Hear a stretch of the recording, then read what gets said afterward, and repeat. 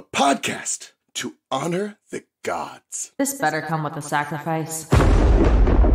Dave X Media. Harry turned to page 5 of his copy of Defensive Magical Theory and started to read. It was desperately dull, quite as bad as listening to Professor Binns. He felt his concentration sliding away from him. He had soon read the same line half a dozen times without taking in more than the first few words. Several silent minutes passed. Next to him, Ron was absent-mindedly turning his quill over and over in his fingers, staring at the same spot on the page. Harry looked right and received a surprise to shake him out of his torpor. Hermione had not even opened her copy of Defensive Magical Theory. She was staring fixedly at Professor Umbridge with her hand in the air.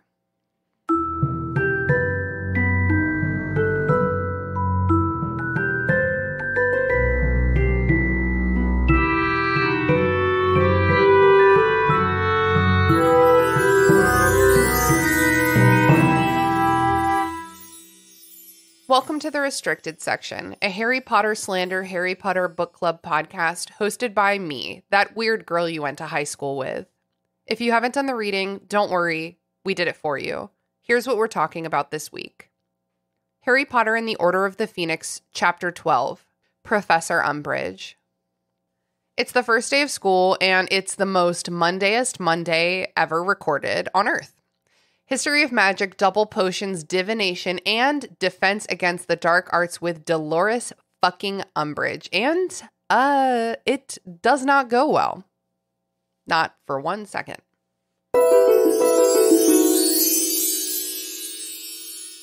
Welcome to the Restricted Section. Have a biscuit. My co-host today is not raising his hand. Andrew? I'm not raising my hand out of protest. I'm not raising my hand will not rise out of protest in solidarity with the Defense Against the Dark Arts fifth year class. You're such an activist. How are you doing, dude? Better. I'm on the mend. You okay? Yes. Yeah? If my voice sounds especially sultry this week, it's not that I've taken Barry White sexy lessons. It's that I was terribly, terribly sick for a while, but it is getting better, and so I'm feeling much better than I was a week ago today. That's for sure. Thank God. Yes. Because you were scheduled for this recording. Yes. So I obviously that would have been the worst part, is seeing my ass wrapped up in about 42 blankets as I tried to make funny out of being sick. That would have just been terrible for everyone. So I am doing much better. Thank you. Thank God. And I'm extremely excited because our special guest today is Sutton, friend of the show. Say hello to the listeners, Sutton. Hi, hello. I do not have a sultry voice, but also there might be a sniffle from time to time.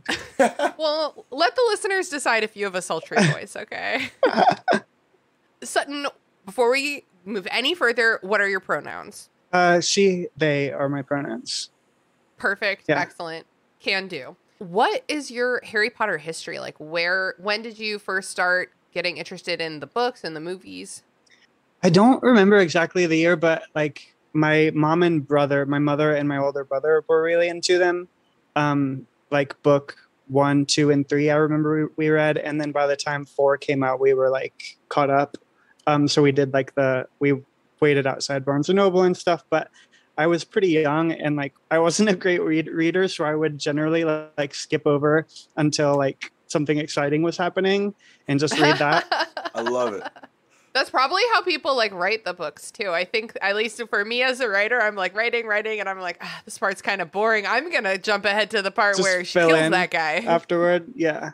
I at least stopped at like book 4 until later, and then like I don't know, like the last 10 years I've been really. I've listened to all the audiobooks and read the books a couple of times, and it's a good series. I mean, ish. Maybe not the best series. Oh my God, that's exactly what you just said. That's the new motto of the podcast. Like that exact hesitation. So you said you've listened to the audiobooks. Who's your preferred narrator? Not Jim Dale, Stephen Fry. Stephen Fry's the better one, objectively. In my opinion, my preferred narrator objective. is not Jim Dale. No, yeah, not Jim Dale. Yeah, I think that I have heard Nothing like the most critique about Jim Dale. He's the one I only listened to like a chapter or two, but he's the one who does. Avada Kedavra. It's like so dramatic. Isn't it also? He also does the French twist with Voldemort, so it's Voldemort. Oh yes, it's just like a little much. His Hermione is very upsetting as well. Oh no. Oh, I don't remember that. Thank God I repressed the memory of listening to that. Harry! Honestly. They've been having this conversation over on Of the Eldest Gods, which is our network's Percy Jackson podcast, because I've never listened to the Percy Jackson audiobooks, but apparently the narrator is like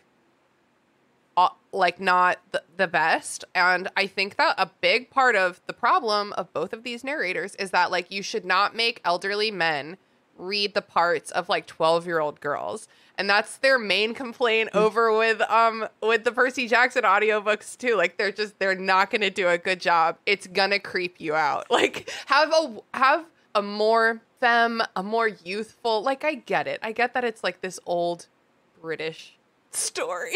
Can I just have Lizzo do all of my audiobooks for me? Like, I think she would bring the appropriate level of excitement you know who? And you want Ludacris. Have you heard Ludacris reading Llama Llama Red Pajama? No, but it sounds like something I need in my life. Oh my God, he reads, which first of all, Llama Llama Red Pajama is a pretty solid kid's book. It's fun to read, but Ludacris takes it to the next level. I'll put a link in the show notes. Hey, llama, red pajama.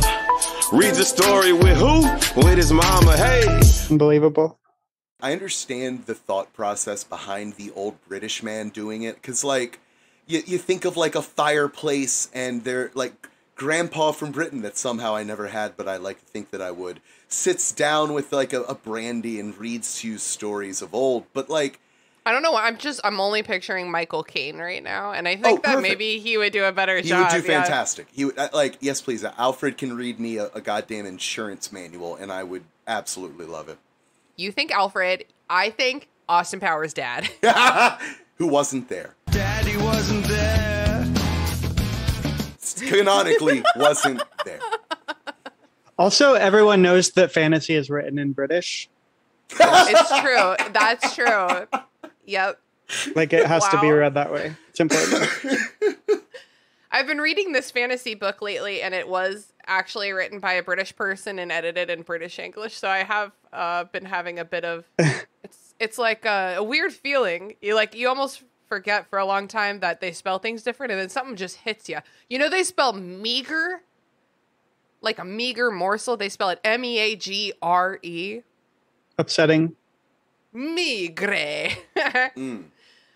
We love our British friends, so sorry for making fun of your accents. I was making fun of a lot of other accents on the Instagram story last week, so I just like to read the book in different accents that I can do, and there's only like 3 of them, and I'm really bad. I like how this is in your head. You could read this in any accent in your head. But you're still like, I can only do 3 of them. It's fun to do it aloud. There was I've been nannying, and there was a baby, would not stop crying. I was like, I know what'll shock him into submission. Mary Poppins. Yeah. I was like, I'm going to channel Sam into an Australian read along, and that'll like really alarm this baby. And it did. And I read Harry Potter to him. So how often do you find yourself trying to alarm babies on a regular basis? It's just sometimes they just cry, and then they're like, I'm crying, my life is crying, I forget what was happening before the crying. And it's hard to like snap. Like you'll watch a baby cry themselves to sleep because they're like so tired, they get so mad that they forget that they need to just be asleep. So sometimes you just gotta shock them, and then they're like, oh yeah, wait, my life is great. They just carry me around to feed me. Wait, I'm a baby. Yeah. Okay, Sutton, what Hogwarts house are you? That's the question, isn't it? If you care. Yeah, I mean, I've taken the Pottermore test many a time over the years. I used to get Gryffindor the first couple of times, but I really wanted to be a Ravenclaw because they're really smart. Not all of us. And I got Ravenclaw when I wanted to, but that's not real. But the last time I took it, which was the first time in years, I got Hufflepuff. Puff, puff, puff, puff, puff, puff, puff, pass. Yeah. So there's really no telling, but I may have evolved into a Hufflepuff in my old age. Oh my god, amazing! That's everyone's final form. I'm starting to be convinced that everyone's final form is Hufflepuff. Well, truly. Either Hufflepuff or old and bitter Slytherin. There's like only two ways you can really end up in life, right? True. I'm like thinking of all the old people. I'm like, what Hogwarts house? None, because they don't do fanciful. Get out of here. Read a book about World War II. Oh, no, thank you. I don't think you're going to like what side I think you end up on that. I'm sorry, I'm just imagining now someone telling me to read that and choose a side, and it's like, dude, you're on Germany, man. He's Nazi. He's ranting about Nazis again. It always happens. I don't know why. It just always comes back to fucking Nazis. You always take it back to Germany, like Nazis and stuff. It's so cliche. It's really weird, especially when I'm like ordering soup and it somehow still happens. I don't know why. I should probably see someone about that. I learned a Nazi fact recently. Did you know that Dr. Martin of Doc Martens, Dr. Martin was a Nazi? Yeah. Oh yeah. Like, and he was like Nazi. He wasn't like one of those that was in Germany at the time. He was going hard in the Nazi paint. Yeah. That's why the Nazis always wear the Doc Martens. It's an unfortunate reality. Well, Holy American cow. gay youths are taking them back. Yes. It's true. It's true. The Nazis cannot have them. And they belong to us now. Yeah. Same thing with Hugo Boss. We're going to go ahead and take that too. I have one pair of Doc Marten black boots. You know the kind, the slip-on kind, not the lace-up kind. You know exactly what I'm talking about. And like, I wear them every single day, every single winter for like years. I cannot convince myself to wear a different shoe. I keep buying myself like other I'm like, what about brown boots? What about like a clunky Mary Jane? And my brain's like, nothing works without the Doc Martens. The Doc Martens are the only thing holding any of my outfits together. It's honestly, same. Precision. Honestly, same. Except brown version. Oh, you have the brown ones? Are they lace up or slide on? Slide on. Oh, I love that. I really love that look. I mean, slide is a word that might not be very accurate. It's like a lot of pulling. It's a range.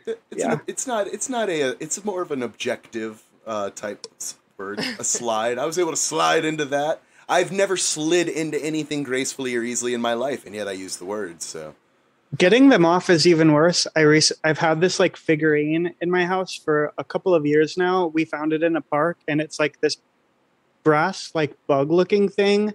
It's like got a flat surface and two antennae, and it's just been sitting on my shelf forever because I found it. But I recently was watching a TikTok, and I learned that it's literally for taking off shoes, and you like step on it and like slide your heel back into it, and these things are like hundreds of years old, like this specific bug. Anyway, they're perfect for taking off here. That's awesome. Slide on docks is the moral. God.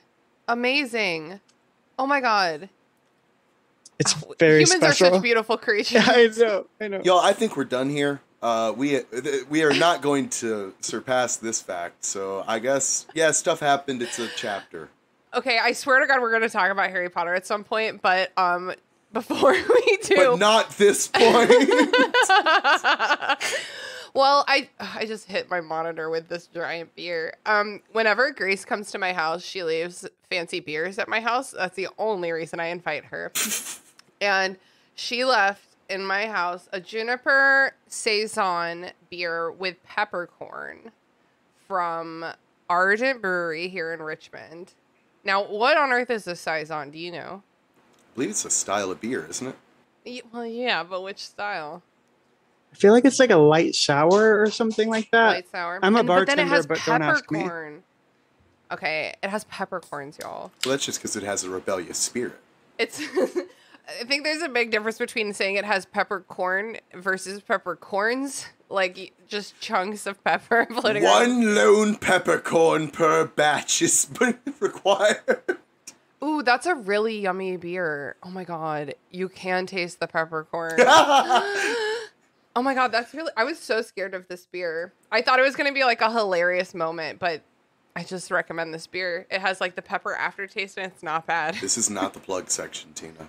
Okay, so we're here today to talk about Harry Potter and the Order of the Phoenix, Chapter 12, Professor Umbridge. Wah, wah. All right. I hate this bitch. Yeah. She's the worst.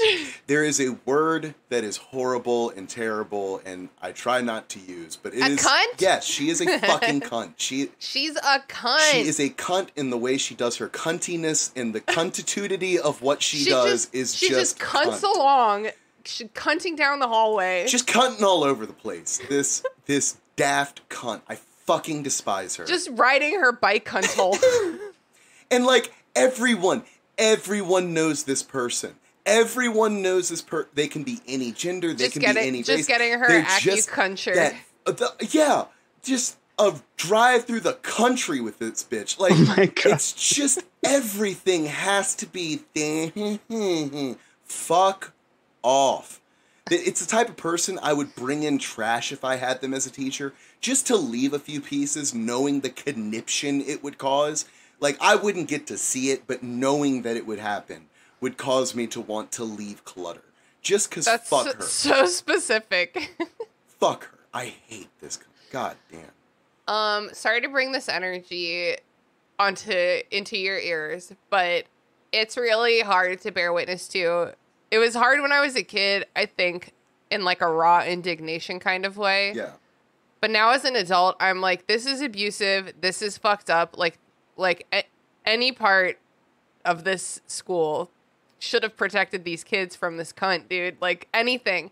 And, like, Dumbledore is always pulling all them strings, yo. He can make almost anything happen, but he can't protect his kids from, like, this abusive bitch.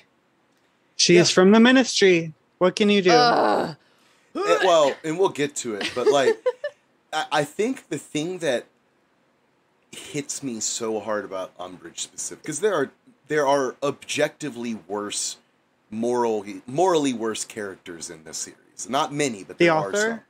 Yeah, to speak of one, yes. The one who we shall not speak of. Joanne. But, Joe. But, like, there are worse people, but she strikes such a chord because she's that adult who has to use, like, adult tricks to get one up on a child. Right? And, like, that's the part that everyone has been a victim of, someone who wields rules and stupid norms just as a weapon. And that's what she does. She plugs into society exactly 110% because she is going to wield these rules as a weapon. She's a fucking cunning Karen. That's what she is. In my adulthood, like, in school, I could never just, like, pay my teachers respect for no reason. No. Like, as an adult, I have such a hard time being managed by other people. Like, I really don't respect people who are just in charge of me because. And with villains like Umbridge, how can you not feel that way? I will be honest. This is the book where I completely fall in love with the character of Hermione.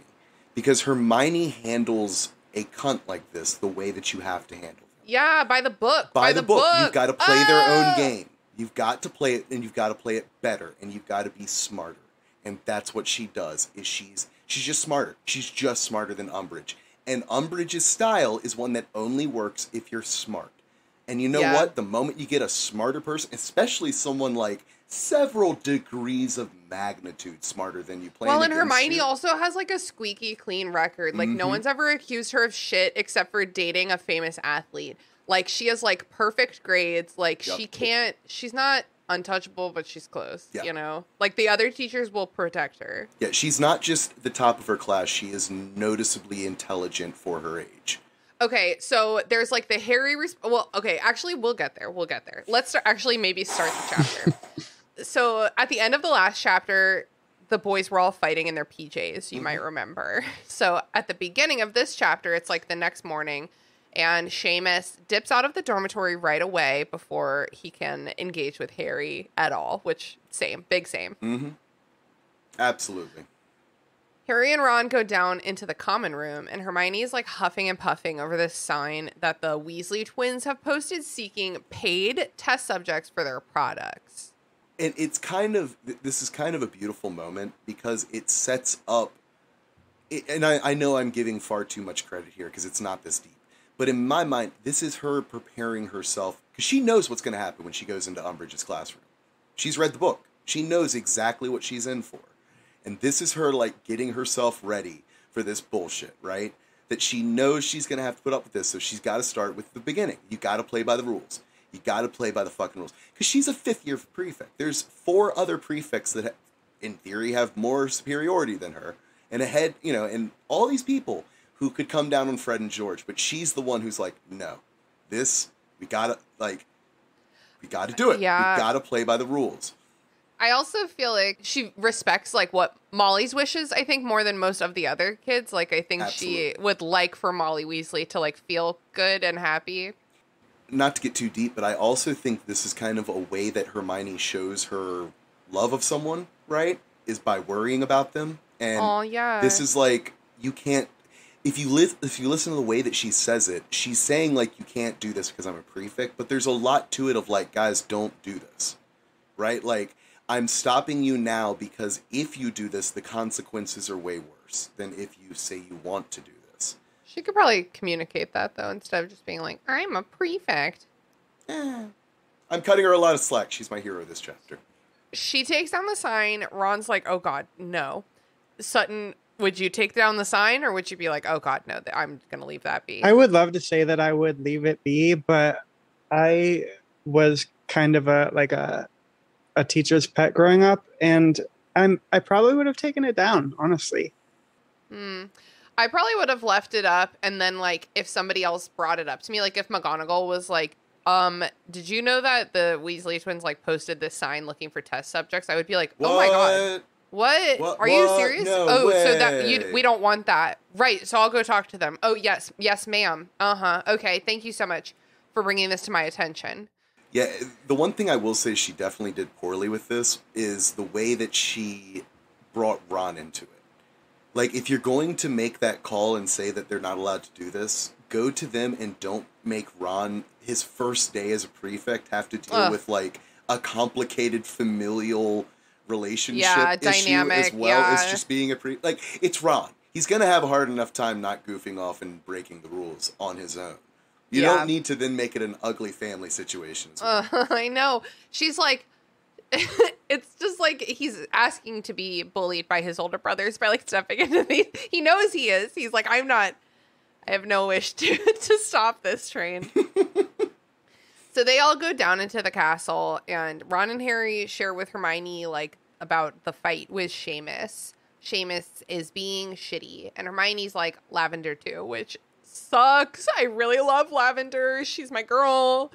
I guess she's probably scared right now, but we all need to be a friend to Harry. It's almost a shame that Lavender's a witch, because in reality, I think Lavender Brown would be the perfect, like, Hogwarts TikTok creator, right? That's, like, Lavender's, like, perfect destiny, isn't it? To, like, whatever... Do you mean in a non-magical world or on behalf of the University of Hogwarts? Both.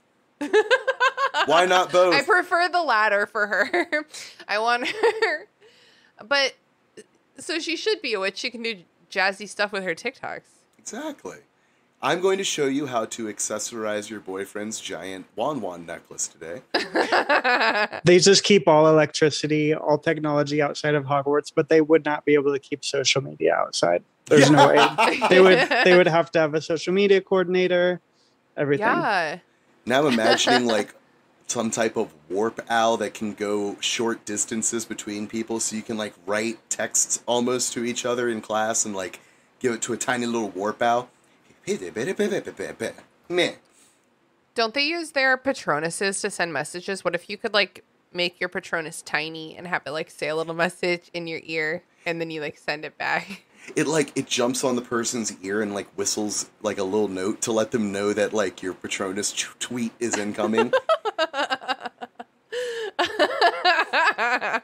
That one, the laugh grew. Who are we kidding? JKR has, or sorry, that bitch. Joanne. Yes. Joe.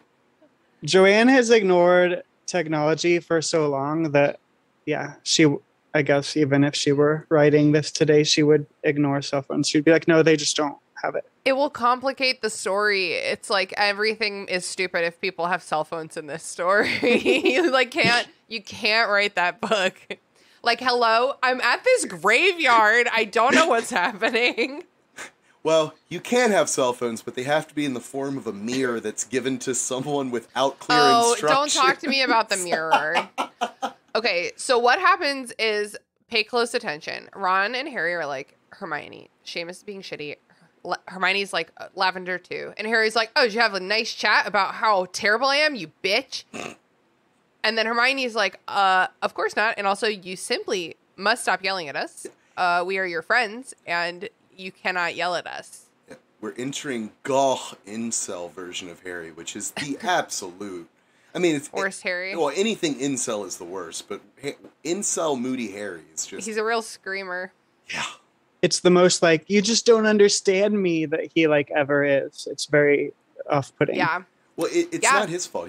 He doesn't know to go to an MCR concert because he doesn't understand that's the way that he'll get his bloody 666 feelings out.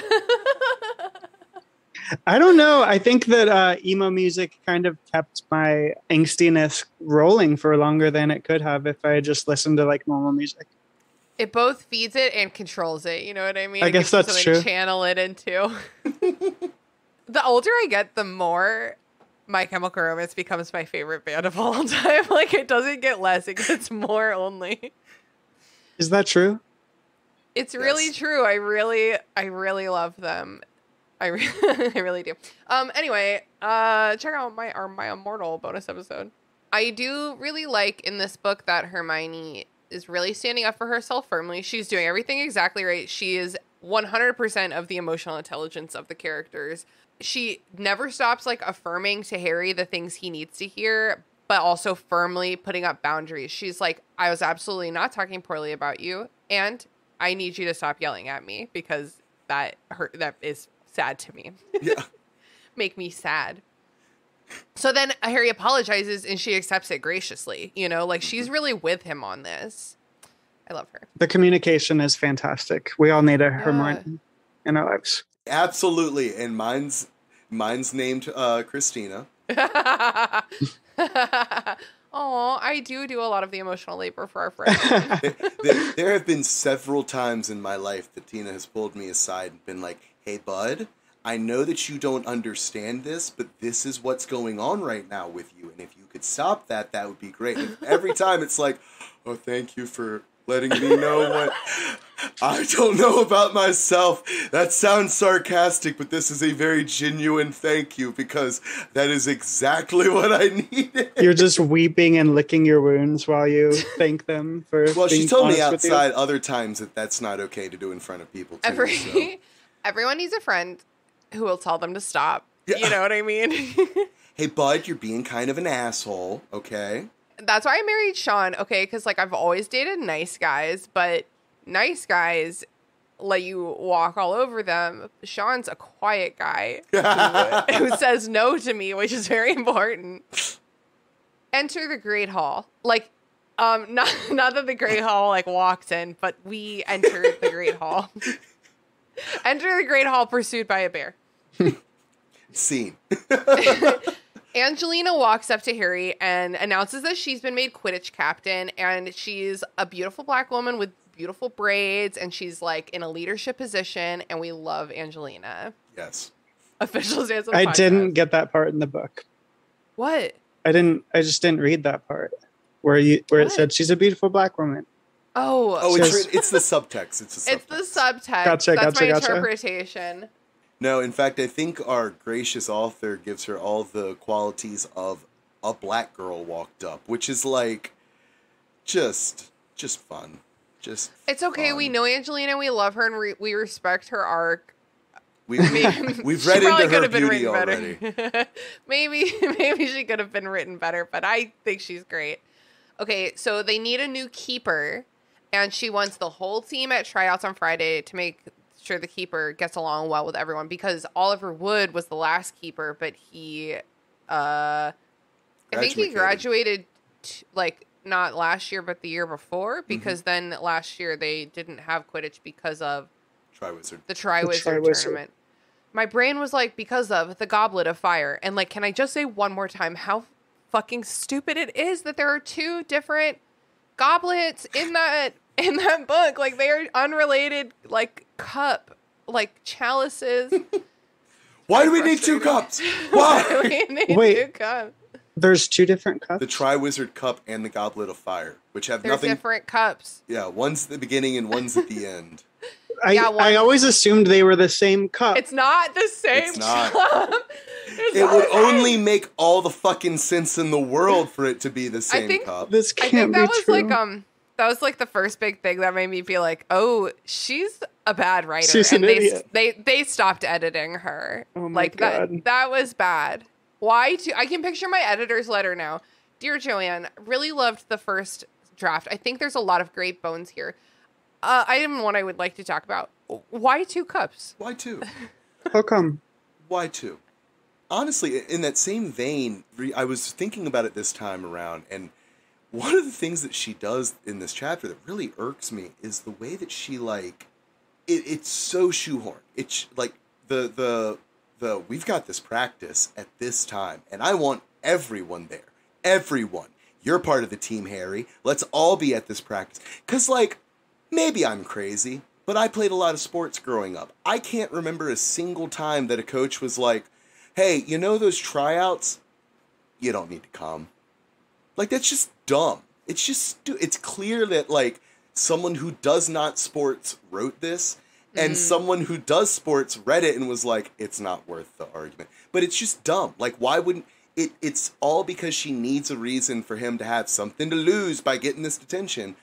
Okay, wait. Are you saying that it's obvious that he should have been at the tryouts, or are you saying that? Okay. Yeah, because like this whole thing of like, I want the whole team there. Well, yeah. Duh. Well, they don't have to host tryouts a lot, so maybe they're idiot children. Like, they just need reminding. Maybe. I mean, it would just be a regular practice, but you would have tryouts as well. I don't know. Anyway, wow, Andrew, this is not the hill to die on with this. All of the negative 15 people that listen to this podcast that sported growing up are going to send you emails saying Andrew was right. There was no need to emphasize this. It was shoehorned in. I thought that you were saying negative 15 people listen to this podcast. Yeah, I was like, we gotta have at least negative 10. It was really rude for a second, but yeah, I picked up what you were saying. I was specifying the sportsing people who like even I listen to it. So it's mail time, and the mail brings Hermione the Daily Prophet because, you know Dianemy. Yes. And she's like reading it. McGonagall's handing out schedules. Listen to this. They have History of Magic, double potions, divination, and then double defense against the dark arts all in one day. Like, what kind of devilish Monday energy is this? I think I know why.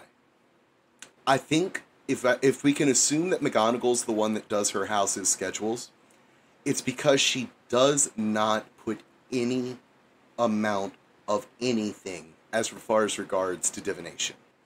So to her, it's like, yeah, you got some hard stuff, but there's a nice study hall in the middle that doesn't matter. And sure. I'm sure you can recover there. They become friends later in the book. I mean, not really, but there's a cute scene. They feel bad for her, at least. Yeah. Yes. The twins are like, LOL, I bet you'll want to buy some skiving snack boxes, super cheap. And they're like, why are they so cheap? Oh, because they don't work yet. We can't make your nose stop bleeding. Yeah, this is also, I listened to the audiobook, and he says skeeving right here. Skeeving? Skeeving snack boxes. And I was like, that's odd. Shouldn't it be Sky? I don't know. I'm Googling. Skeeving snack bar. Okay. Shh. Skiving. That was so loud. Did you hear it? Skiving. Skiving. That was really loud. Skiving. So there. That's what Google says. I bet Jim Dale was the one that pronounced it that way, wasn't he? Ugh. Yeah. That He'll pronounce stupid anything asshole. however he wants. I'm old and British. If I say it away, that's the way to say it. The word is pronounced aluminium. He knows that wizards are all about the drama, and he's just trying to add some flair to his language. So Hermione tells them that they can't advertise in the common room, the Weasley twins. And they're like, well, joke's on you, because you're definitely going to want to skip class because you're in owl year. AOWLS. Standardized testing. It's the SOLs. Is that what you had, Andrew? SOLs? Of course I had SOLs. What was your standardized testing, Sutton? Like back in the day? What was it? SAT? SAT. Wait, what state did you grow up in? Florida. What's the ones that you had like all throughout like elementary school? Oh, I was homeschooled for a bunch. Really? Yeah, unfortunately. Wow. Oh my gosh. Yeah. Statistically, you're smarter than us. Or just more underdeveloped socially. It might be more of the result of being home. I definitely am not smarter than everyone else. Oh no, it's a favorite joke of mine because like technically, yes, people that are homeschooled do score better on a lot of entrance exams. But they just cheat. Well, and it's also because the only people that are homeschooled that are going for those entrance exams are usually going to be the people whose parents took them out of school to like teach them better. So it's a very skewed statistic. Yeah, because a lot of the ones that get the Jesus books, they're not going to go to college. So it doesn't. It's a fun little quirk of the homeschool system that a lot of people like to throw around. That's a very bad statistic. Damn. So that's fun. Anyway, what are we talking about? We're talking about some owls. dumb book. Oh yeah, the SOLs. That's how we got here. The twins are like, we don't even care about grades. We barely even came to school this year.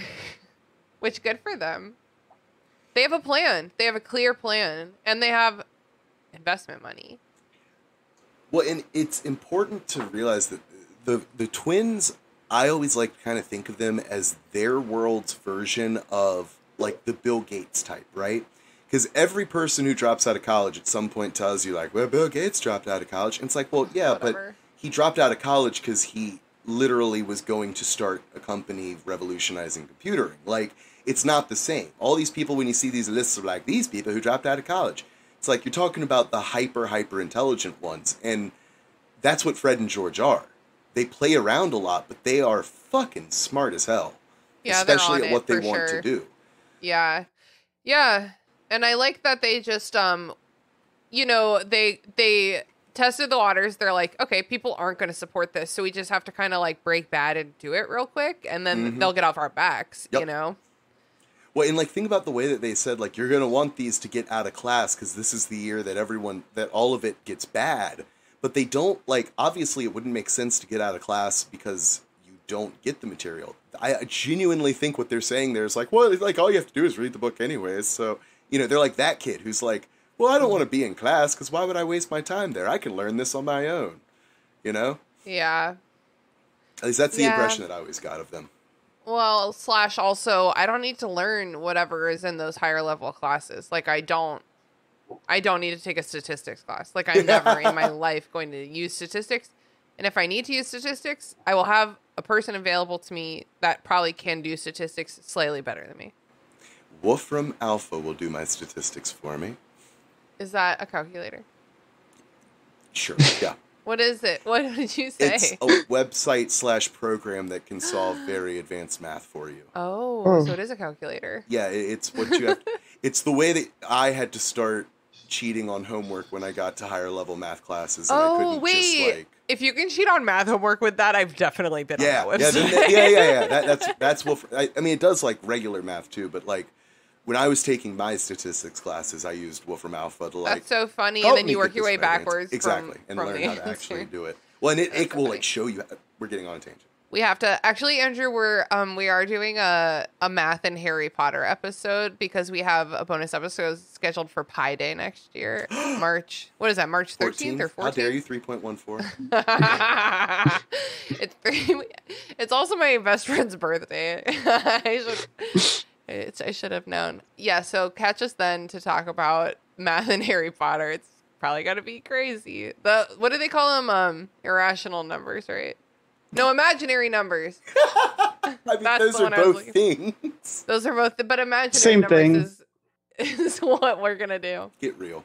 They're talking about what they want to be when they grow up, and apparently Ron wants to become a cop. Yeah. Hermione would rather, quote, do something worthwhile. Yes, bitch. All right, are you ready to go to school? It's really interesting. History of magic. It's boring. My only note just says history of magic. It's boring. It has always irked me, ever since I was a kid, that history of magic was this boring class. Because as a muggle, if I got into Hogwarts, all the magic would be cool. Don't get me wrong. But that history of magic class would be like my favorite goddamn thing in the world. Well, but they make it very clear in the chapter that it's the presentation. Literally, he says like he just paid just enough attention to realize that this would have been interesting if anyone else had been saying it, and then he fell asleep. But that's my problem. And once again, this is a Dumbledore problem. Because like I would think Dumbledore of all people would get like fucking wizard Robin Williams to teach that class. Get someone who's gonna like be jumping up on the desk like, oh, well, look at this. Well, if you want to hire a good history teacher, they really just straight up have to be like good storytellers. Yeah. Like the best history classes I ever took in my life would be like a professor on a stool, like just like telling a story that they're really stoked about, and it just happened to be histoy. Yeah, let's like rap. A history lesson. Plus, this guy has been living there for all of eternity. Not living. He's been occupying. He Haunting. He keeps Trelawney around even though she's the worst. And I don't think he would have the heart to get rid of this poor ghost. Where else is he gonna go? It's true. Well, and you can tell what subjects Dumbledore prioritizes because he obviously values transfiguration and charms and potions to some extent. Not defense against the dark arts. Yeah, definitely not. And like history of magic, he's like, who cares about that? It's probably just like in the real world where Hogwarts probably underpays their teachers. And so all the really qualified, super good teachers are just like, oh, I'm going to go into private tutoring. Yeah. Well, I think, is Hogwarts a private school? I guess it's like the only school. Well, and then it also gets weird because in Britain, their definition of public school is like different than private school. Because public schools are like the really fancy hoity-toity ones with the boys in blazers and shit. I wonder if Malfoy has a tutor at home. Interesting. Based on that idea. Which kind of rich kid is he? Fair. Maybe when he's younger, but like definitely not by like 6th year. No, Lucius ain't paying for that shit. What if he had him, you know that before he came to Hogwarts, he had a governess, right? Absolutely. Well, and I will say, I totally see Lucius being the type of person to be like, I don't give a shit what you get in History of Magic, but this is my friend the accountant, and you're going to take very strong lessons from them. That's true. What's going to matter, is you're not going to lose this fortune when I die. Next, they have break. They go to the courtyard to chit-chat. As you do. Cho Chang comes by to say hi, and then Ron is rude to her about Quidditch, and she leaves immediately. What the fuck? I mean, it wasn't going much better before Ron inserted himself. It's true, but basically Ron was like, oh, you like... I'm like, what's a band? Oh, you like Pearl Jam? Name 3 songs. Yeah. Like, that's basically what he does to her. Oh, you're wearing a Metallica shirt? What was your favorite album? Yeah, Metallica would have... Well, they all look kind of the same. No, not in terms of music, but just in terms of this exact anecdote. They're all perfectly serviceable. So then Cho leaves, and Hermione is like, you are literally so dumb. What is happening? She is doing something magical. Hermione is preventatively wingmanning. She is making sure that the next time, if she's not there, that Cho Chang walks up, hopefully Ron will keep his fucking mouth shut so that Harry can actually have a positive interaction with this girl. Hermione is really trying, but at the same time, I feel like I would be like, hey, bro, you've been yelling a lot, and I need you to know that if you yell at Cho Chang, she's going to crumble before your eyes. Yeah. You will literally watch her deteriorate into nothingness in front of you. Yell at her like in the hallway when people are watching. Although, to be fair, melts into the wall. Before Ron did that, Harry was just like, how was your summer?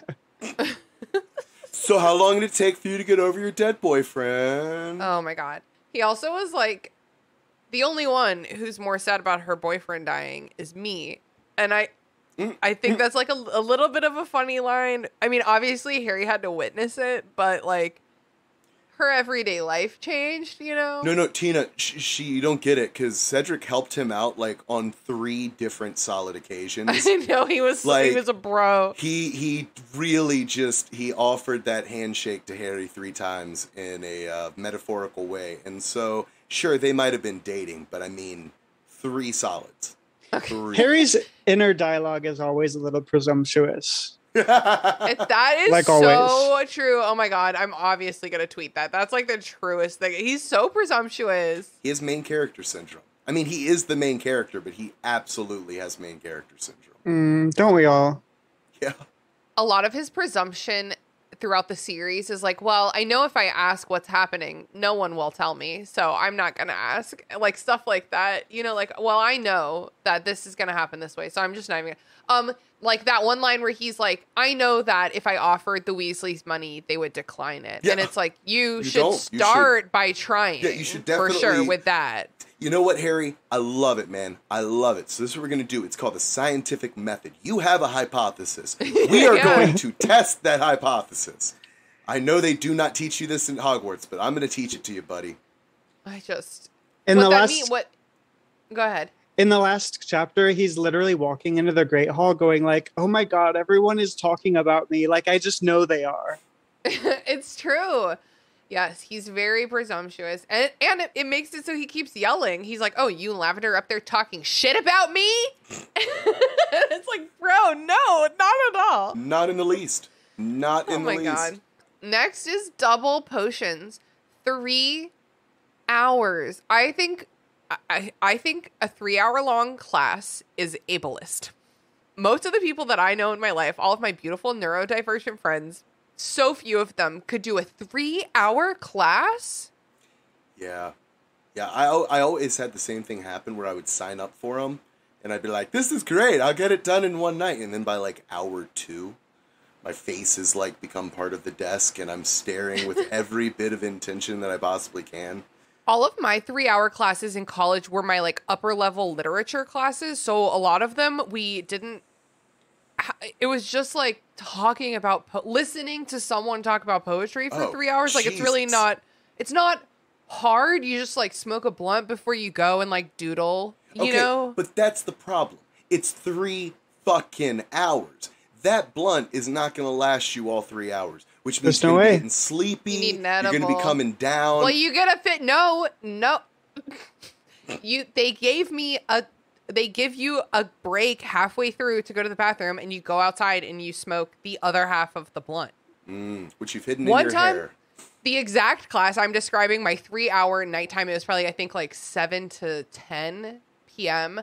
My poetry class in college. One time, I remember. I believe it was 7 to 9:40. 7 to 9:40. I took a bunch of acid, and then I was like, I'm going to go to class. And like you do. I don't know why I did that. And I could feel... Because you were in college. I could feel the desk, like, first of all, I'm 5'9". I'm a big girl. Like, those little desks were already so little, and I could feel it, like closing in on me, like, locking me in. And then, like, the bright white ceiling with the lights on it just started, like, dropping in on me. And I was like, oh, my God, I'm so claustrophobic. So during the break, I ran for my life, and I did not look back. Well, and that's the best part of one of the few upsides of those classes is that professor, they're not going to track you. Like, you could be in a class of 5 people, skip out, and you're not going to hear a word about it, right? Yep. They're like, Good on you. I hate this class too. Yeah, they're like, I fucked up by signing up to teach this, so we're all in the same boat. Yeah. Trying to get tenure. Where are we? Oh, we're in fucking double potions for 3 hours. Snape starts lecturing about the owls. Are we doing owls or are we doing OWLS? Because one's a lot easier to say, but the other... Just say owls. Okay.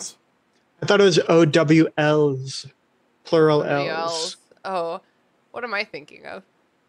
I think I'm thinking of ROUSs from The Princess Bride, Rodents of Unusual Size. OWLSs. So it's a hard class of potions. A long, hot, hard class. I didn't mean to make that sexual, but like... It's too late. You're in the dungeon, but like all those fires going all the time. Ugh. Just sounds terrible. It's bad. Snape stops by to bully his bully's kid aloud to the entire class. It's moments like this that I realize why I think I would do so well under Snape, and it's because of coming from a background with a lot of really like bad mental abuse type shit. I would respond to Snape well. It would be terrible for me, but I would do so well in that class because so bad for you. I would be like, oh, I know this. I can slip into this mode. That's fine. He's laughing to cover the tears. What tears? I don't know what you're talking about. I'm turning off my camera for a minute.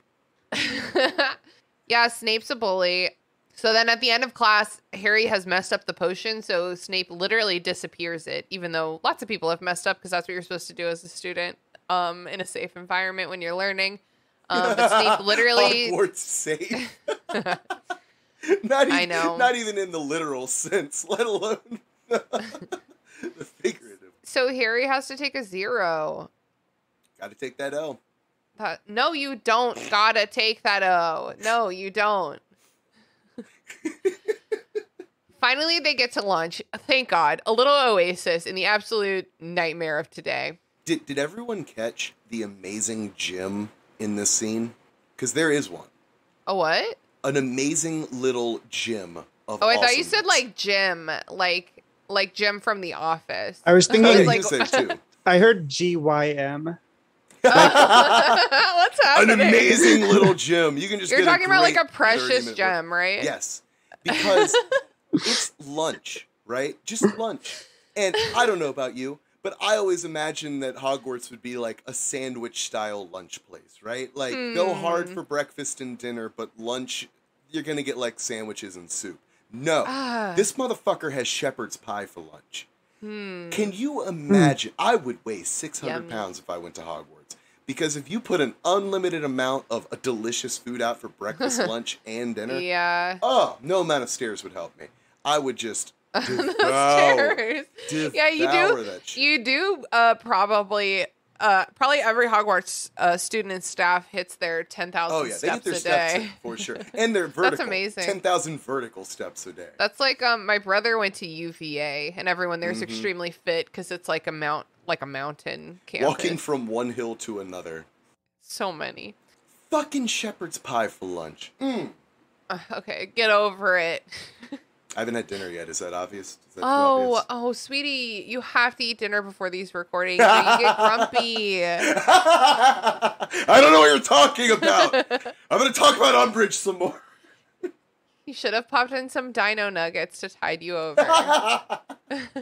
It just make you grumpy without eating. You just get grumpy so you can talk about Umbridge like more. Oh, I'm very method in my hate-filled scries. So yeah, that's what I was doing. Is I was tapping into the good old Red Lantern power to get ready to talk about Umbridge. That's my secret. I'm always hungry. Hungry. Yeah, that's what I meant. Yeah, I mean that is true as well, though. So. I saw this TikTok of this person being like, "There's worse things to be than fat." You're like don't worry about being fat. There's worse things to be. Like you could be hungry, and I was like, I relate to that so much. I would so much rather be able to eat all my food. They're just bickering. They're just having a bad day. They're just like bickering, and then Ron and Hermione are bickering, and Harry's like, "Please stop bickering." But then Harry says, "Oh, that's right. We have magic in our lives. Let's laugh about it and have a great rest of our day." And they did. End of chapter. Oh my god. You wish. Joke's on you. We have more class. More class. Ugh. Harry stomps up to divination early, and he sits under the trapdoor waiting for class to start. And then Ron shows up and is like, "Hey, guess what? Me and Hermione have stopped fighting." Great news. Hermione says it's very important that I tell you that we stopped fighting. I think that this is a great opportunity for Ron, because usually it's like Ron's feelings that were dancing around. At least last year, Ron was the big hullabaloo and his feelings. But this year, Harry's on one, and Ron gets to be part of the solution with Hermione by like working on it. Like, I think that probably makes him feel important and helpful. He's understanding emotions for the first time in his life. Well, he's really trying anyway. In divination, they start dream interpretation. I don't know why I wrote LMAO in my notes. Like, maybe just like obviously because he's having these dreams. No, because you knew that it means that you're going to have Andrew have to talk about dream interpretation, which like... You got a canned rant about it? Well, and that's the thing. Like, you know me well enough to know that if a teacher told me I have to keep track of my dreams for the next month, there is a solid chance that I'm just going to audibly say, fuck you. Like, Andrew. I can't. It kills me.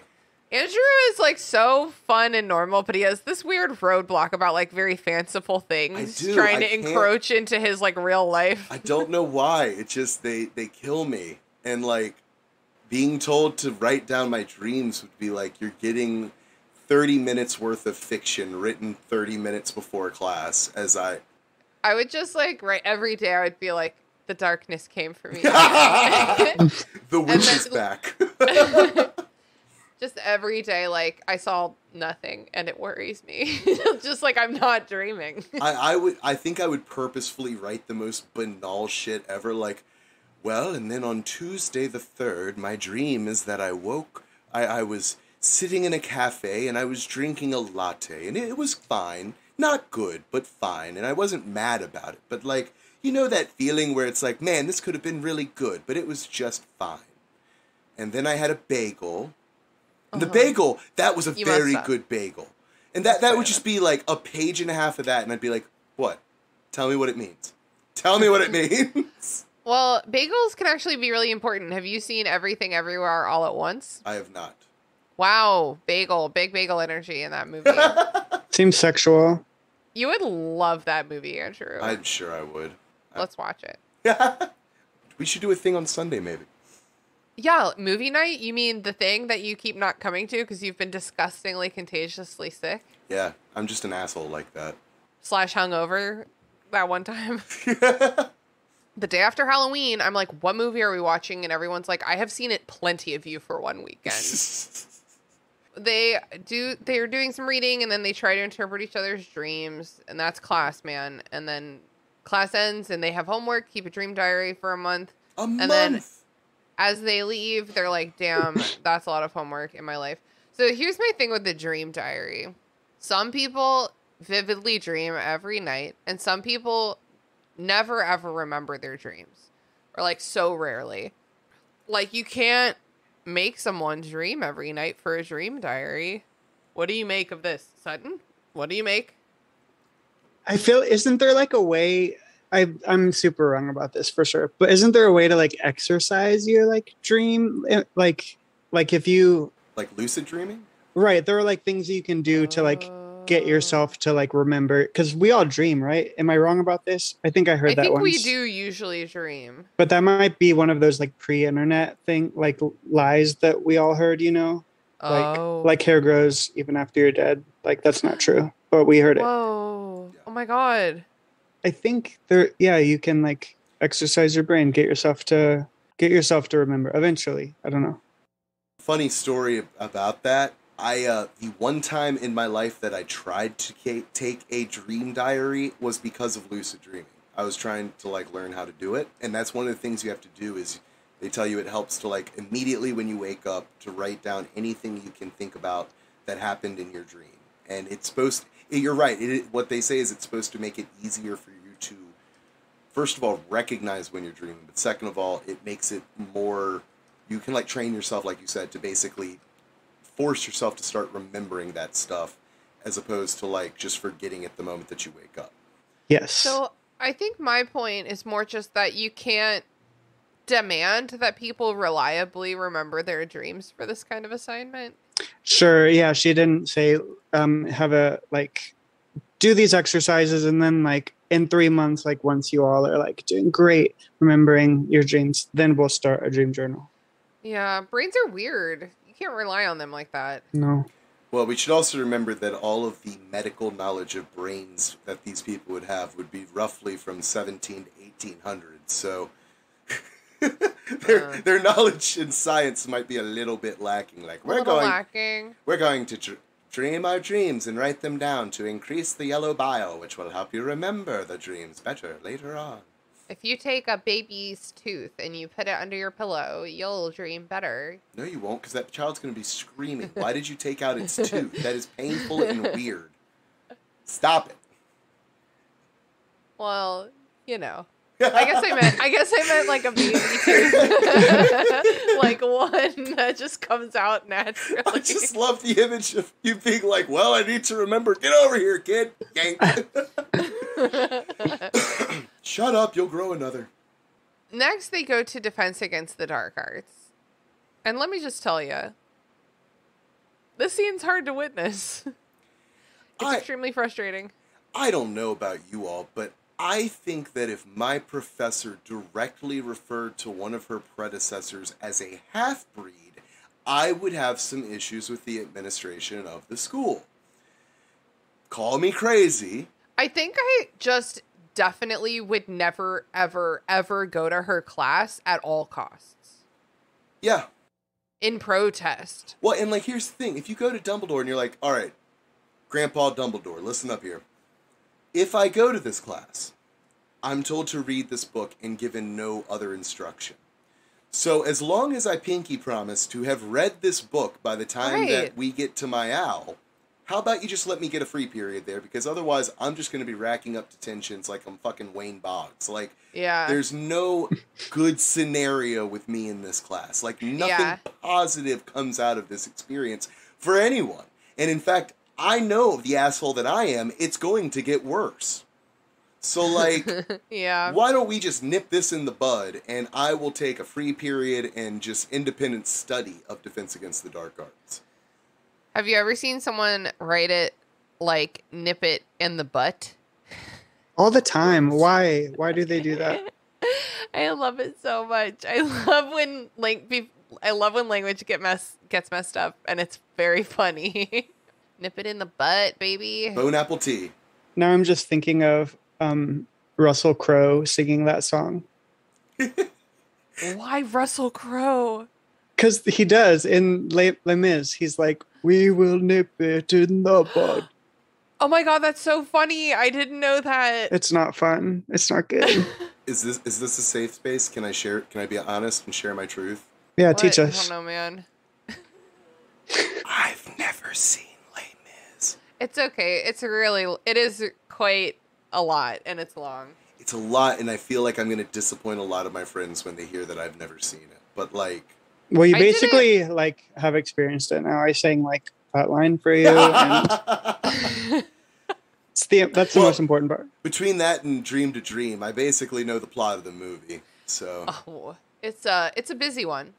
Yeah, my high school performed it when I was in our theater. So did mine. Were you in theater, though? No. Well, I was in the theater, so that's, like, why I've been exposed to Les Mis.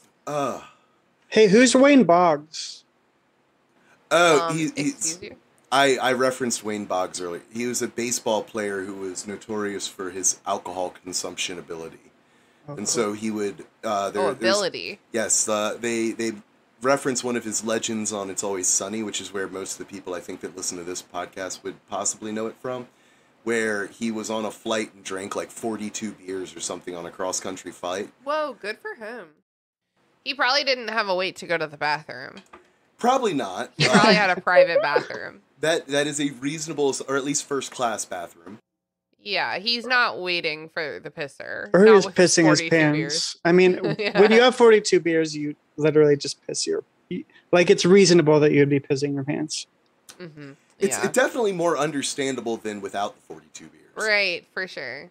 But we don't judge. So, I'm just like bracing myself for Defense Against the Dark Arts, but also delaying it. Can we just I'm talk like, about let's Wade talk Boggs anything more? else. He's No. a pretty fun dude. Like, No, it's boring. Okay, Professor Umbridge says, "Good afternoon, class," and then fuck you! Their response isn't peppy enough, so she makes them do it again. Well, and I think, like, the only good part about this is we all know instantly the voice that class as one did the "Good afternoon, Professor." Like, who wants that? You know that's the response is going to be... It's a control thing. Yeah, it is. She likes the drone.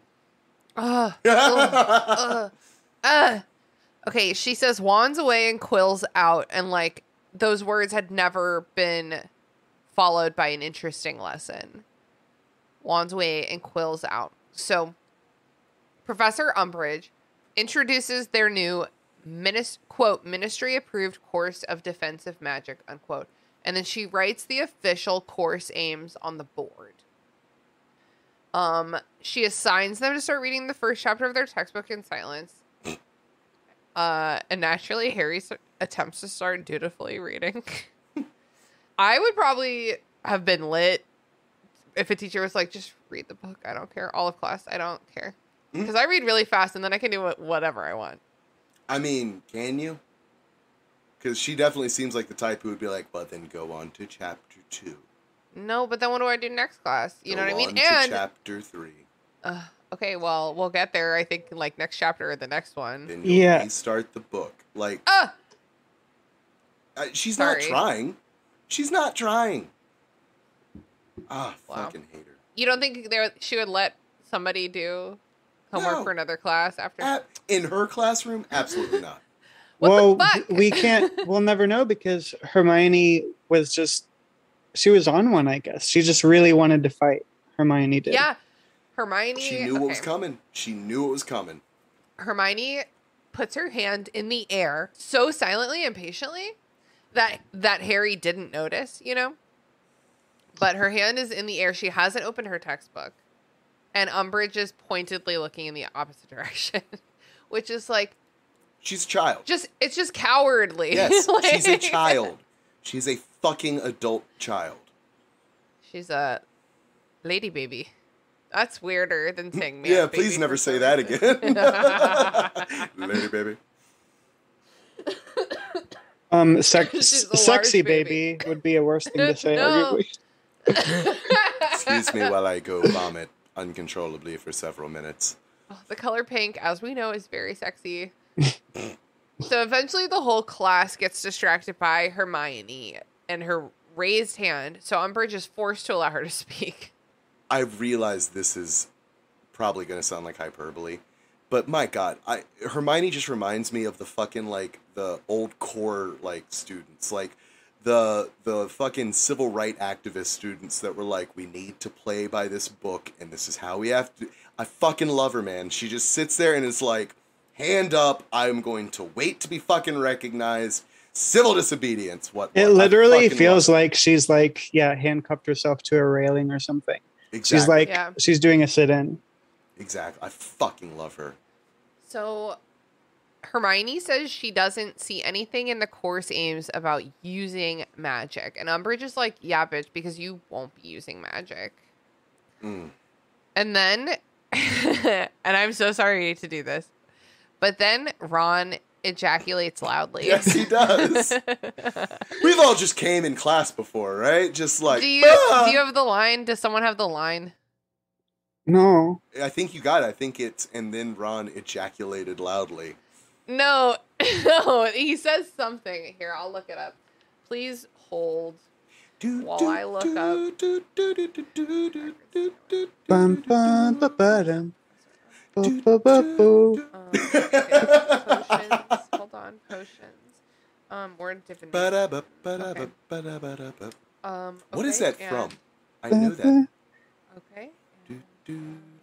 There was like a doll, like there was electric that you pressed a button and it would sing. Anyways, sorry, we're ready. Ejaculate. Okay. Ejaculate all over us. We're not going to use magic. Ron ejaculated loudly. I said ejaculated like evacuating a penis. That can't be the word she uses. Oh, it she is. She says ejaculated. Which I think is just proof that she was sitting there with a fucking thesaurus open. And I think that's how she wrote most of her books. That stupid bitch. We'll have to see when we get to the Half-Blood Prince, but I am pretty sure that in book 6, Horace Slughorn also ejaculates. Ooh. Oh, that's worse. Sure. Why? It's worse. An adult should not be ejaculating at a school. I have a firm stance on that. He gives his students booze. Absolutely. Who cares? It's classy, okay, Tina? He gives them booze. God, this is a real Kevin Spacey. Never. I'm sorry. That was a great joke, Sutton, and I am so sorry that I didn't laugh harder. No. It's a real Kevin Spacey moment. What was the other guy? Brian, what's his name that threw the parties? Brian, the other canceled shit stain. What is happening? Sutton was referencing that Kevin Spacey was known at parties to basically just be a creep that would go and like hit on young men that... I see. Yes. He would give them alcohol. Like Slughorn. Yeah. Is that why he's canceled? Yeah. That's part of it. Oh no, it's worse than it's way worse than that. That's fine. We don't have to. Let's leave it at that. Yeah. There be monsters down that road. Okay, we don't have time to unpack all of that. And yet, it would be more pleasant than talking about this comic. God damn it! This is the world that we're in. So there's this whole very weird and immature power dynamic where Umbridge refuses to acknowledge any of the students who speak without being called on. So, like, everyone's hands are raised, and she keeps pointedly ignoring different people. All that I'm hoping for is one of the kids to have enough balls to just, like, put their hand up as they're speaking then and be like, well, fine, then my hand is up, fuck you. Like, yes, Mr. Akers, fuck off. The kids are tripping because they're going to basically be learning Defense Against the Dark Arts risk-free, in a risk-free environment in their classroom, which is obviously like that's like the opposite of like practical knowledge. Well, and God bless these kids, because when faced with this, not a single one of them is like, well, this is going to be a boring fucking year. They were legitimately worried about grades. Well, some of them anyway. Some of them are just like, I don't like you, and this is what I'm complaining about, Harry.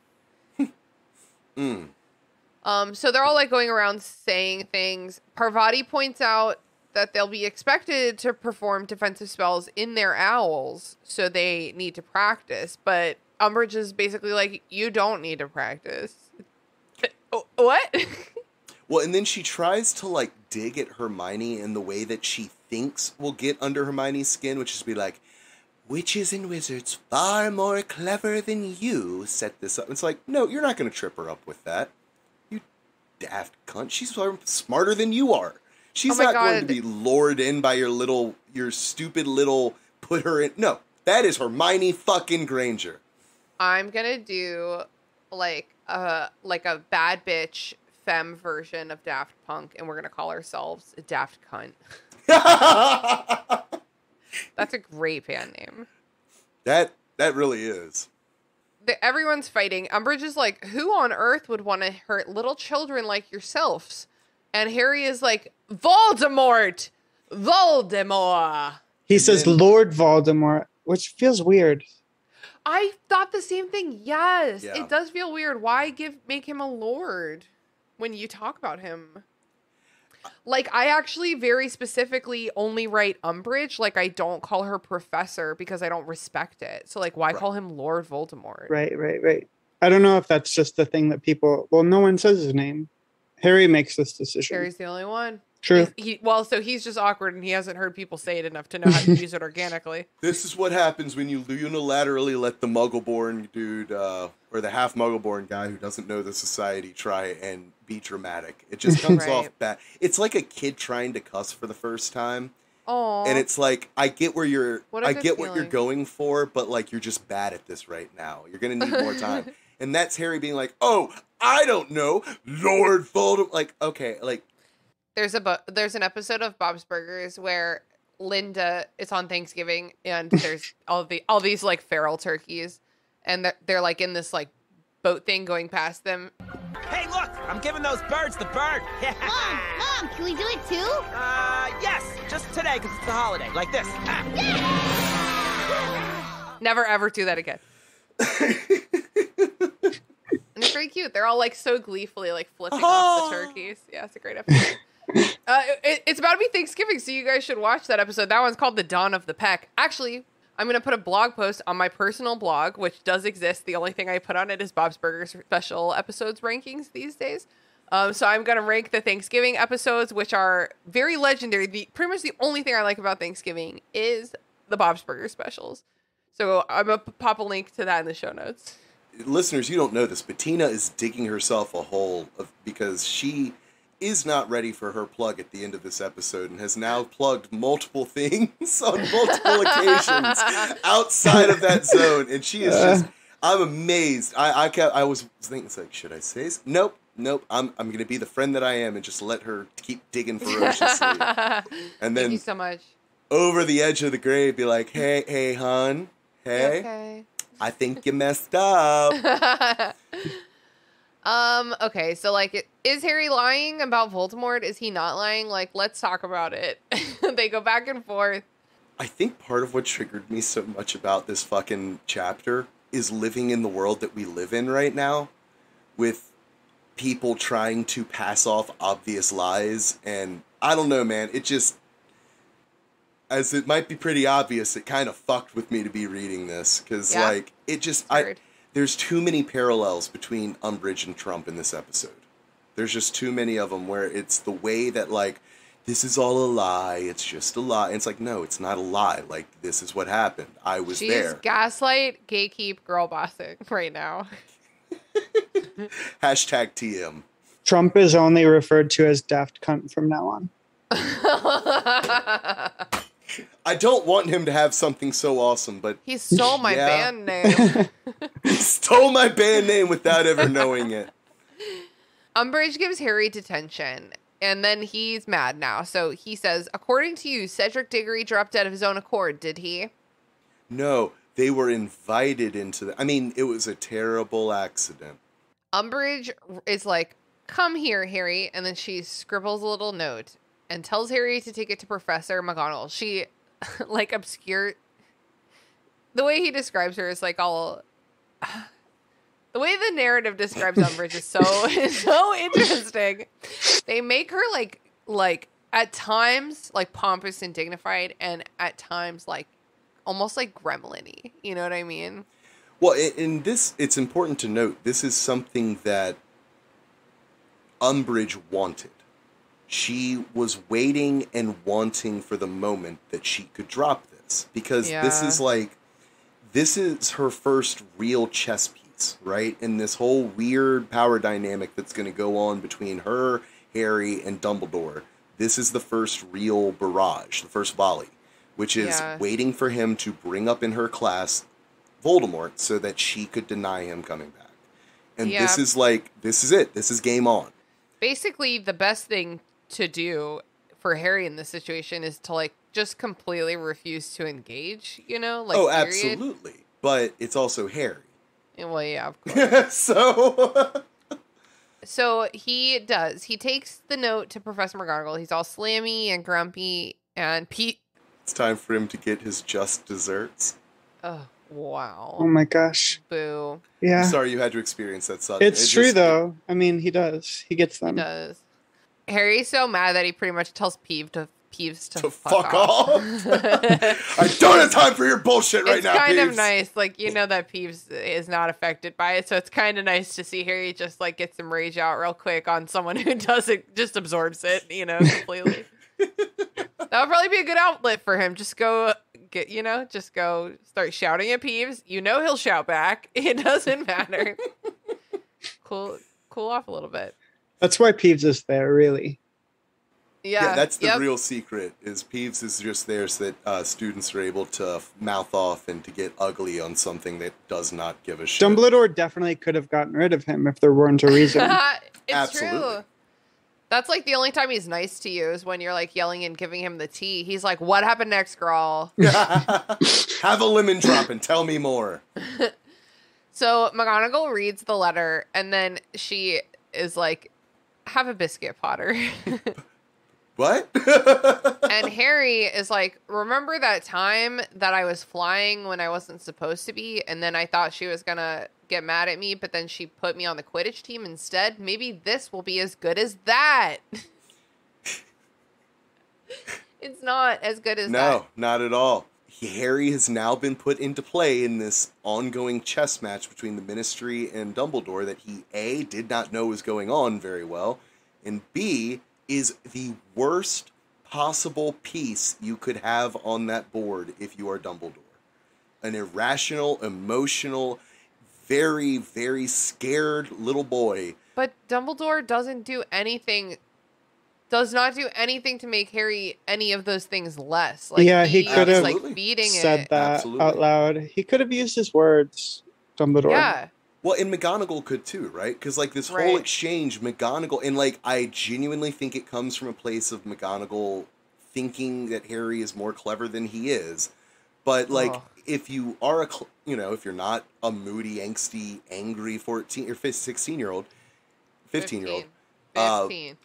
Then you realize that what she's saying is, like, this is much bigger than you. Shut the fuck up and just keep your head down. But why doesn't she just say that? Right? Well, she kind of does by the end, doesn't she? Basically, she does, but she offers no real explanation. And, like, I don't think that's her responsibility, really. I really think it's Dumbledore's responsibility to convey anything to Harry. But he doesn't, so it's just McGonagall whispering for him to, like, chill out, basically. And feeding him biscuits. Like, that's a really nice touch. It says it's in a tartan tin. Does tartan just mean plaid? Yeah, tartan is the specific, the kilt patterns. I see. Oh. Never would have. Cute. Never knew that. Argyle plaid. She has a tartan dressing gown, I think, is where I've heard that with and maybe like a sleeping cap. Is that right? Am I remembering that correctly? I think I it's true. sincerely hope that it is because I want Haley to wear that at some point. A tartan dress, sleeping robe, and sleeping cap. I think she would just be so at home in such an arrangement. McGonagall, is that you? No, it's just Haley. I mean, we all know that McGonagall is Haley in like 50 years or 60 years, however the math works out, right? She could never be that stern. I put her around kids for that many years. I think she could. Oh, okay. If you didn't have a Christmas present yet, it'll be a perfect one. I don't know. I'm not giving her a child for Christmas. I don't think Haley wants that at all. No, the tartan. Wow. I love the genuine concern in your voice of like, Andrew, God damn it, no, that's not. Pay attention. Oh, okay, you're being dumb again. Okay. Harry is being snarky and fighting back at McGonagall. She's like, there's like a bit about another biscuit, and he's like, I don't want one, and she's like, take it. Take the fucking cookie. He's like, fine. She literally, she's nice. Like, you fucking idiot, take it. Yeah, and then she's just basically like, for the love of the gods, like, do not make this harder.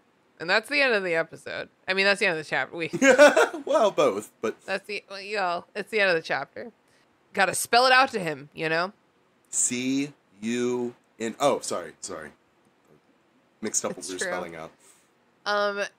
Sutton, is there anything that you wanted to, like, go back to in this chapter or underline or anything we missed? I guess I do appreciate... I appreciated when Hermione sort of says that she gets the paper every day or every week. I don't know. Mm-hmm. The daily, is it the daily? She gets it every day because you have to know your enemies. And that's sort of like gave me some reassurance because I keep staying on Instagram for some reason and it makes me sad. But then I'm like, oh, I got to know like what all the bad people are saying. Nice. Yep. It's true. When you really want to hurt yourself emotionally, just start listening to anything by Robert Evans. And like, that's the way that you depress the hell out of yourself with current events. Owie, wow. Oh, I'm on that train. Choo choo, motherfucker. Andrew, is there anything that you wanted to circle back to or anything we missed? No, it's just going to dissolve into me screaming cunt if I try to. So let's not. She's a bitch. Yeah, that's it. Listen, that's the whole song. You don't need to sing anymore. That's it. Right there. I don't think I got to call her a cunt this episode, so I just want to get it out real quick. Oh my gosh, please do. Yeah, please. yeah. Oh my God, that cunt. Thanks. Yes. I appreciate that. Yeah, no, well done. Thank you for contributing that. Yeah, I do really appreciate it's the nice little, the doily on the podcast that makes it perfect. Yep, that's our pod doily right there. That's our cunt doily right there. Is that one right there. And our next chapter is called Detention with Dolores. So you know that one will only escalate our rage. Who's on that episode? Oh, we have a new special guest for that one. So someone you've never heard on the show before. Secrets. It's a secret. Well, let's move on to some plugs. Are you ready? Never. Sutton, do you want people to find you on the internet or would you rather not? I mean, there's nothing exciting to be found, but that's just fine. But if you want to be my friend or something, it's my Instagram. I'm on that one. It's Hymn of June, HYMN, like a church song or something. Hymn of June. That's and there's nothing exciting really. There's nothing going on. I really don't post very often. You're really selling it. Thanks. Yeah. And what's something you've been watching or playing or reading, listening to lately that you think the listeners of our podcast would enjoy? I'm sure it's been plugged on here at least once, but there's a show called Arcane, and it's on Netflix, and it is like it's the best thing I've seen in so long, and it's strange because it's like I don't know if it's technically animated. It's like digitally, I don't know, but it like the movements of the characters are all just like so I don't know. It's just masterfully done, and the story like gives you this sense of like childish adventure that I just hadn't had in so long. It's a very beautiful show. And it's on Netflix. Everyone should watch it. Hell yeah. Yes. Thank you so much. Andrew, what have you been up to lately? It's going to be the weirdest plug ever, but I've been listening to a parenting podcast. Maybe it is. Called Dear Old Dads. That is 3 podcasters that I like their works on other things a lot, and so they started this, it's a secular parenting podcast. It's also the only podcast in Apple that is marked parenting and family that is explicit. But it is a secular parenting podcast that is very cool because it's 3 guys that a lot of times the alternate title is what the fuck's up with toxic masculinity today, because it's like a bunch of topics of like how do we approach raising children and getting over any bad habits or thought processes or just hang-ups that we might have from our childhood and acknowledge them but still get over them and try and raise a kid in this day and age of just general awfulness. And as someone who is very much in the never have a child camp, it's still incredibly entertaining and endearing and heartwarming in all the right ways. So I highly recommend it. Awesome. Thank you so much for that. I've been your host, Christina. You know where to find me. And I've been struggling with plugs lately just because because you do them all throughout the episode. I do them all throughout the episode, and then I still do them every single episode.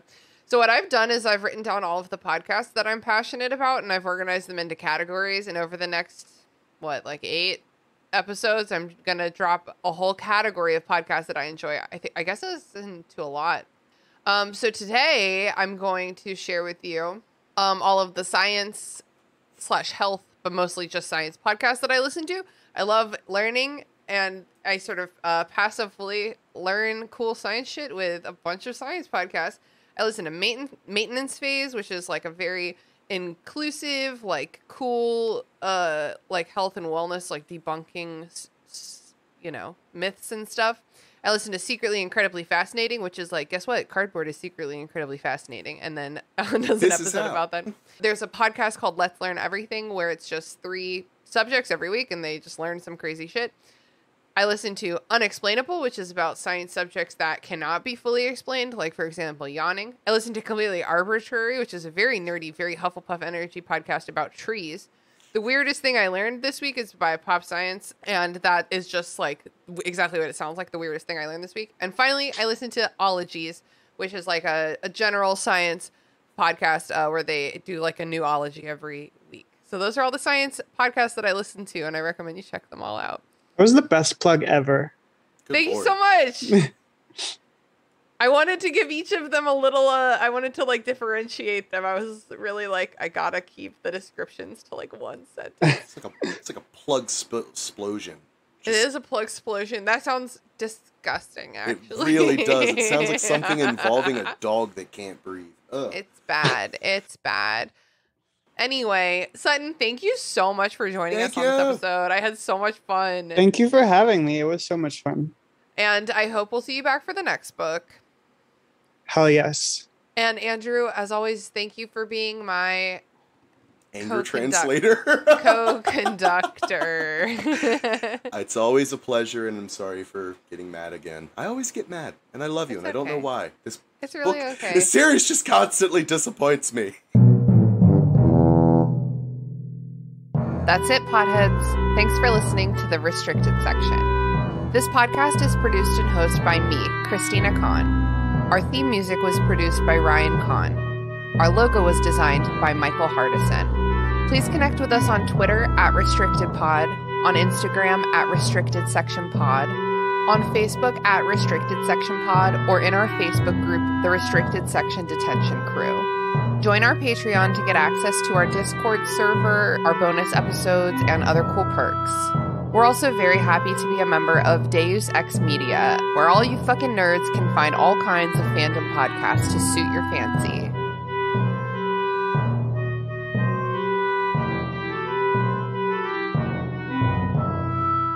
Hi, my name's Sam, and I've recently become an adult. But why does adulting have to suck? Join me on my journey to rediscover the joy of following your passions as an adult and discuss it with people who are doing just that. I'll sit down with a variety of people from all walks of life and ask the important questions while trying to figure out what does it really mean to adult. Whether you're a pro or haven't even started, come and listen wherever you get your podcasts, and hopefully you might learn a thing or two. Sorry, I ruined it. Sutton, look at me. Look at me. There is no way to ruin this. It would have happened long, long ago.